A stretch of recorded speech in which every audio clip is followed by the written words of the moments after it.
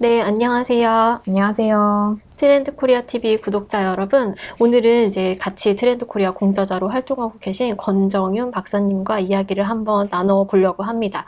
우선 그 트렌드 코리아가 이 트렌드 상품을 어떻게 선정하느냐 이거를 조금 말씀드려 볼게요. 많은 신문사에서 그 해의 상품을 좀 뽑으시기도 하고요.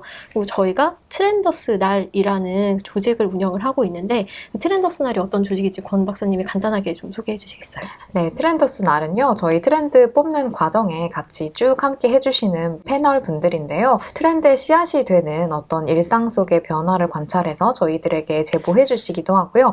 이렇게 트렌드 상품에 대해서도 이런 것들이 트렌드 상품이었어요 라고 이야기해 주시기도 합니다. 그래서 주로 직군은 정말 다양한 분들이시고 연령대도 굉장히 다양하셔서 우리 사회의 좀 두루두루 이런저런 모습을 살펴볼 수 있도록 도와주시는 분들입니다. 네, 저희가 매년 한 150명 정도 되는 규모의 트렌더스 날 분들과 같이 작업을 하고 있는데요. 제가 이 말씀을 왜 드렸냐면, 이제 그분들이 올해 좀 이슈가 됐던 상품들이나 서비스들은 이런 게 있었던 것 같아요 라고 저희한테 적어서 주시면, 그 자료와 그리고 각종 신문사나 잡지사에서 나오는 히트 상품, 그 해 좀 홈쇼핑에서 유행했던 상품들, 굉장히 많은, 보통 한 50개에서 60개 정도 되는 후보군을 선정을 하고요.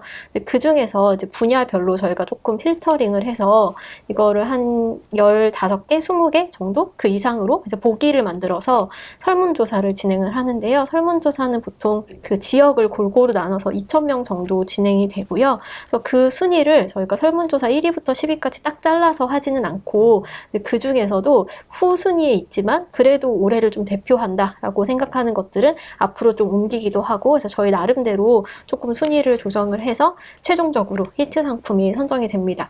그렇다면 2023년에 대한민국에서 이슈가 됐던 상품과 서비스들이 어떤 게 있을까 많은 분들이 궁금하실 텐데요. 지금부터 하나씩 알아보도록 하겠습니다. 권 박사님, 첫 번째 상품은 어떤 게 있나요? 네, 저희가 특정한 상품 이름을 드리기보다는 이 상품을 포괄할 수 있는 어떤 상품군으로 말씀드리기도 하는데요. 첫 번째 상품은 무인 점포입니다. 네, 요즘에 정말 주변에서 많이 찾아볼 수 있는 것 같아요. 실제로 저희가 자료 조사를 했을 때에도 국내에 작년 대비 올 2023년 무인 점포 수가 55.8% 증가했다고 합니다. 정말 빠르게 성장하고 있는 어떤 점포 유형이다라고 볼 수가 있는데요. 이렇게 정말로 아예 사람이 한 명도 없는 24시간 무인으로 운영되는 점포들도 있지만, 실제로 요즘 주변에서 음식점이나 여러 가지 곳에서 키오스크로 주문을 하거나 이 트렌드 코리아에서 얘기했던 언택트가 가능해진 이러한 점포들이 정말 많아지고 있는 것 같습니다. 사실 종류도요, 편의점, 아이스크림 판매하는 곳, 아니면 인형 뽑기 하는 곳, 정말 종류가 많아지고 있는 것 같고요. 이렇게 무인 매장이 많아지고 있는 배경에는 역시 가장 중요한 건 인건비 상승이 아닐까 싶습니다. 정말 물가가 빠르게 오르고 하다 보니까 인건비를 낮게 책정하려야 할 수도 없고요. 그러다 보니까 사람을 구하기도 어렵고, 그래서 이제는 기술의 힘을 빌어서 조금 이런 것들을 극복해 보고자 하는데, 사실 아직까지는 사람이 완전히 없이 운영을 하는 게 실제 운영하기에는 조금 어려운 점이 있다고 합니다. 그래서 이런 것들을 어떻게 조정해 나가느냐 하는 것들도 앞으로 이런 운영에 있어서 조금 살펴봐야 될 지점인 것 같습니다. 네, 맞습니다. 저는 좀 점포 혹은 업종에 따라서 좀 달라질 것 같다는 생각을 최근에 하고 있는데, 제가 살고 있는 동네가 젊은 부부들이 많이 사는 좀 신도시의 성격을 가지고 있어서 이 무인 점포가 이제 코로나 전후로 해서 한 3, 4년 동안에 정말 많이 생겼어요. 대표적인 게 말씀하셨던 아이스크림 가게가 있고요. 밀키트 가게가 있고, 또 카페, 이렇게 세 가지 종류로 나눌 수가 있는데, 그 중에서 살아남은 거는 아이스크림과 카페만 살아남고, 밀키트를 전문으로 하는 무인 점포들은 다 사라졌더라고요, 최근에. 그래서 이게 모든 업종에서 무인이 가능한 게 아니고, 이제 소비자들이 뭔가 이제 무인으로 받아들일 수 있는 거, 그 효능을 체감할 수 있는 것들은 무인 점포로 계속 가는 것 같고, 말씀하셨다시피 한 명이라도 좀 사람이 있어서 내가 서비스를 받고 싶다라는 그런 업종들은 뭔가 이 무인과 유인이 좀 섞이는 그런 형태가 되지 않을까 싶습니다.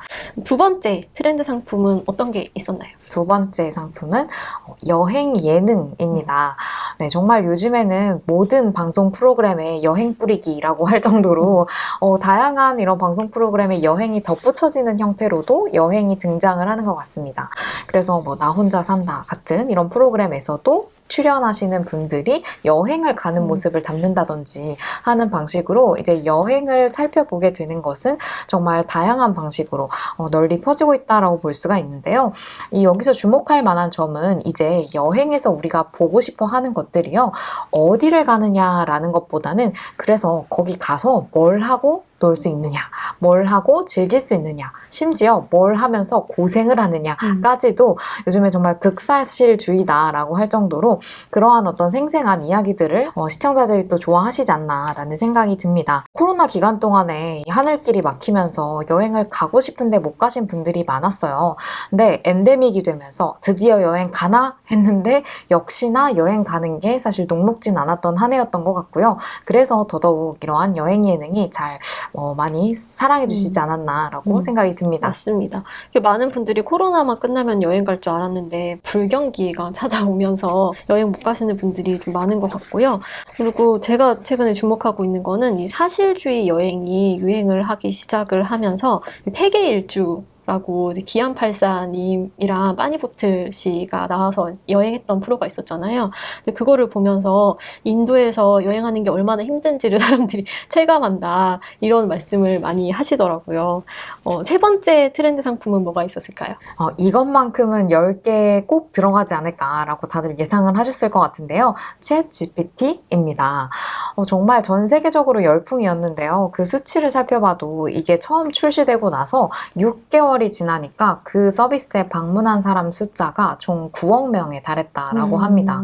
그 정도로 아주 짧은 단기간 내에 사람들이 확 쏠릴 정도로 이 기술에 대한 파급력과 주목도가 굉장히 컸다라고 볼 수가 있는데요. 생성형 인공지능이라고 하는 게 텍스트만 가능한 게 아니라 뭐 이미지도 만들고 소설도 쓰고 뭐 음악도 만들고 정말 다양한 활동들을 이제 하게 되는 것 같습니다. 그래서 자연스럽게 이번에 저희 트렌드 코리아 2024 키워드에서도 호모 프롬프트라는 어떤 인공지능과 관련된 이야기가 다루어질 수밖에 없지 않았나라는 생각을 해볼 수가 있습니다. 네네. 그 챗 GPT에서 최근에 좀 변화 중에 하나가 원래 그 글로만 이게 대화라고 해야 될까요? 네. 그 티키타카가 됐었는데 최근에는 음성이나 이미지까지 삽입을 할 수 있게 됐대요. 그래서 나타나는 변화가 챗 GPT로 전화 영어를 대신하시는 분들이 네. 있으세요. AI랑 대화를 하면서 영어를 네. 배우는 거죠. 그래서 좀 교육에 있어서도 앞으로 지금 자라나고 있는 세대들이 우리 때와는 교육하는 방식이 많이 달라질 수 있겠다 이런 생각을 좀 했습니다. 네, 그러면 네 번째 트렌드 상품은 어떤 게 있었나요? 네, 이번 올 한 해 경제를 휩쓴 하나의 키워드가 있다면 바로 고물가가 아니었을까 싶은데요. 편의점의 초저가, 초대형 상품입니다. 결국 가성비를 추구하는 상품들인데요. 예를 들면 뭐 세븐일레븐은 2,000원의 행복이라는 시리즈를 만들어서 2,000원대에 먹을 수 있는 다양한 간편식 같은 것들, 뭐 이마트24의 경우에 1,500원짜리 도시락을 출시하기도 했다고 도시락이 하는데 1,500원이라고요? 네, 정말 이런 작은 반만 사이즈 들어있는 거 도라고 아닌가요? 그런 가격을 정말 만나볼 수가 없는데요. 요즘에 제가 본 것들도 뭐 990원 커피 이런 것들도 등장을 하고요.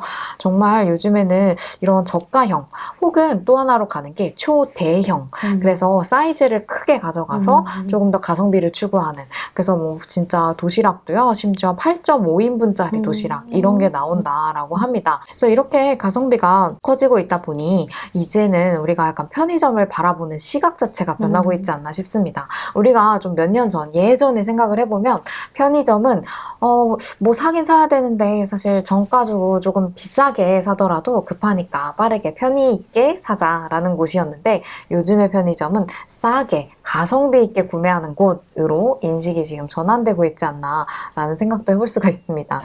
마지막으로 다섯 번째는 어떤 게 있었을까요? 다섯 번째 키워드도 저희 트렌드 코리아 키워드의 어떤 연관성에서 벗어나지 않는 것 같아요. 예전에 헬시 플레저라는 키워드가 있었는데요. 바로 이 단백질 식품입니다.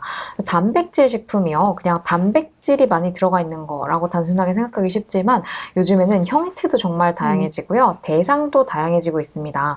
예를 들면 단백질인데요. 저도 즐겨 먹는 것 중에 하나인데 초코볼 형태로 초콜릿인가? 이것은 약간 단백질인가 싶은 그런 것들도 있고요. 심지어 떡볶이, 도넛, 우리가 그냥 항상 생각하기에는 탄수화물이 높다거나 뭔가 건강과는 조금 거리가 있어 보이는 맛을 추구할 것 같은 것들도 요즘에는 프로틴, 단백질 식품으로 다 나오게 된 것 같아요.